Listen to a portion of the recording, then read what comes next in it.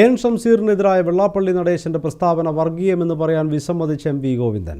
വെള്ളാപ്പള്ളിയുടെ പ്രസ്താവനയെ പൂർണ്ണമായും തള്ളുന്നതായി M V Govindan പറഞ്ഞു. ലീഗുമായി ചേർത്ത് പറഞ്ഞാൽ അതെങ്ങനെ വർഗീയമാകുമെന്നായിരുന്നു എം വി ഗോവിന്ദന്റെ ചോദ്യം.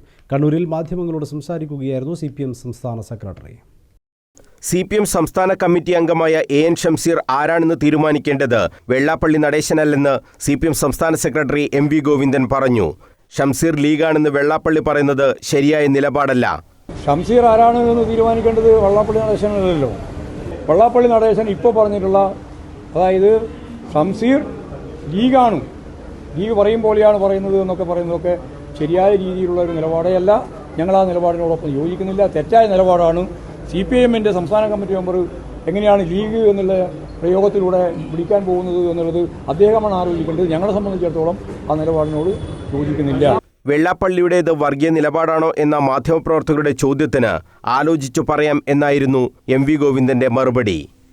അത് കുറച്ചും കൂടി ആലോചിച്ച് പറയാം.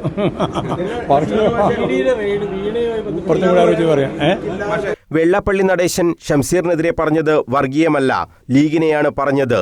ലീഗിനെ വർഗീയ പാർട്ടിയുടെ പട്ടികയിലാണോ പെടുത്തിയിട്ടുള്ളതെന്നും എം വി ഗോവിന്ദൻ ചോദിച്ചു. വർഗീയ പരാമർശമാണെങ്കിൽ വർഗീയ പരാമർശമാണെന്ന് പറയുന്നതിൽ ഞങ്ങൾക്ക് യാതൊരു തർക്കമില്ല. ഇവിടെ വർഗീയല്ല, ഇവിടെ ലീഗാ പറഞ്ഞത്. ലീഗ് വർഗീയമാണോ? ലീഗിനാ വർഗീയ പാർട്ടിയുടെ പട്ടികയിലാണോ ഉൾപ്പെടുത്തിയിട്ടുള്ളത്? ലീഗിന് വർഗീയമായ നിലപാടുകൾ സ്വീകരിക്കുന്ന സമീപനങ്ങളുണ്ട്. അല്ലാണ്ട് വർഗീയ പാർട്ടിയുടെ പട്ടികയിൽ പൂർണ്ണമായിട്ട് ഉൾപ്പെടുത്തിയ ഒരു പാർട്ടിയല്ല.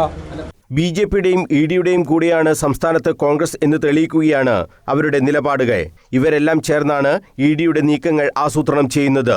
വീണ വിജയന്റെ ബിസിനസ്സുമായി ബന്ധപ്പെട്ട കാര്യങ്ങളിൽ പാർട്ടി ഇടപെടേണ്ടതില്ല. ബിസിനസ്സായി നടക്കട്ടെ എന്നും അതിന്റെ പേരിൽ പാർട്ടി നേതാക്കൾക്കെതിരെ വന്നാൽ നിയമപരമായും രാഷ്ട്രീയമായും നേരിടുമെന്നും എം വി ഗോവിന്ദൻ പറഞ്ഞു. പാലത്തായി കേസിലെ പ്രതിക്ക് ജാമ്യം കിട്ടാൻ ഇടയായത് UDF BJP ഒത്തുകളിയുടെ ഭാഗമാണെന്നും എം വി ഗോവിന്ദൻ കുറ്റപ്പെടുത്തി.